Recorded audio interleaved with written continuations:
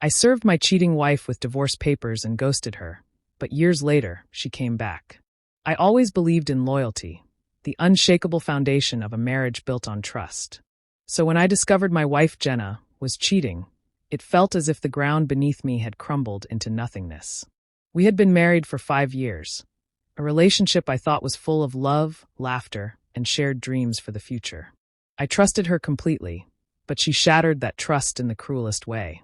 At first, the signs were subtle, almost too easy to miss. Working late, hiding her phone, vague explanations for her absences. I didn't want to believe it. I brushed off my suspicions until one day, I came home early to surprise her with dinner. Instead of joy, I walked into a nightmare. There she was, sitting on the couch with a man I didn't recognize. Their faces were too close, their laughter too intimate. They froze when they saw me, and it felt as if the air had been sucked out of the room. Jenna tried to explain, stumbling over her words, but the truth was written all over their faces. They weren't just friends. I didn't shout or throw things. Instead, I walked out of the house, got into my car, and stared blankly at the dashboard. My mind raced with disbelief and rage. That night, I slept in a hotel, the weight of my wedding ring feeling heavier than ever. By morning, I knew what I had to do. A week later, I handed her divorce papers. She cried and begged me to reconsider, calling it a mistake, saying it meant nothing. But I was done.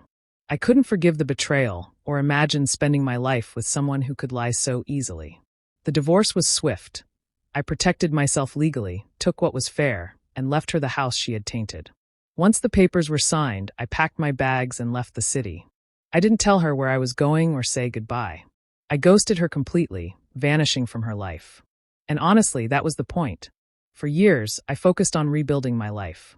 I moved to a new state, started a new job, and eventually opened my own small business. I stayed single for a long time, unsure if I could trust anyone again. Slowly, I began dating cautiously. Life became simple, peaceful, and drama-free. It was exactly what I needed. Then, out of nowhere, Jenna came back. It was a quiet afternoon at a cafe I frequented when she walked in. At first, I thought I was imagining things. But no, there she was, standing in line, looking almost the same as she had years ago. Just a little older, a little wearier. I froze, unsure what to do. She hadn't noticed me yet. I could have left unnoticed, but curiosity got the better of me. She spotted me as she turned to leave with her coffee. Her eyes widened, and for a moment, she just stared. Then, cautiously, she smiled and walked over. "Hi, Matt," she said softly, her voice hesitant. I nodded, keeping my face neutral. "Jenna." She looked nervous, unsure how to start. "I didn't expect to see you here. It's been a long time." "Yeah, it has," I replied, my tone clipped. "I've been wanting to talk to you," she admitted, glancing at the floor. "I owe you an apology." I raised an eyebrow, surprised. "An apology? After all these years?" She nodded, her voice trembling. "I know I hurt you. I've carried the guilt ever since. I was selfish, and I destroyed something beautiful. I've thought about reaching out so many times, but I didn't think you'd want to hear from me." She wasn't wrong. Part of me wanted to get up and leave, to let her stand there with the weight of her regret. But another part of me wanted to hear her out. I gestured to the chair across from me. "You have 5 minutes. Make it count." She sat down, clutching her coffee like it was a lifeline. After the divorce, everything fell apart. I thought I'd be happy, that what I did wouldn't matter in the long run. But it did.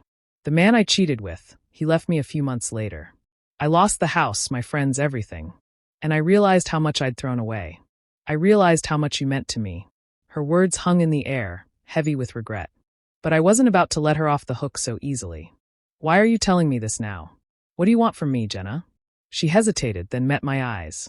"I don't want anything from you, Matt. I just wanted you to know I'm sorry. Truly. You didn't deserve what I did to you, and I hate myself for it." For a moment, I just stared at her. Her apology felt genuine, and maybe she had changed. But the scars she left on me were still there, faint but unforgotten. "I appreciate the apology," I said finally. "But it doesn't change what happened. You made your choices, Jenna, and I made mine. I've moved on." Tears welled in her eyes, but she nodded. "I understand. I'm glad you're doing well. You deserve to be happy." I didn't respond. There wasn't much else to say. She stood up, lingering as if hoping I might say something more. But I didn't. As she walked out of the cafe, I felt a strange mix of emotions, closure, relief, and even a small twinge of pity. Jenna had made her bed, and she had to lie in it. Her life was a cautionary tale, a reminder of what happens when you take people for granted.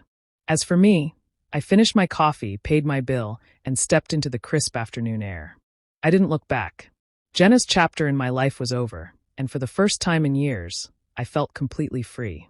Some people say time heals all wounds, but I think it's more about moving forward, letting go, and refusing to let the past define you. That's exactly what I had done, and for that I was grateful.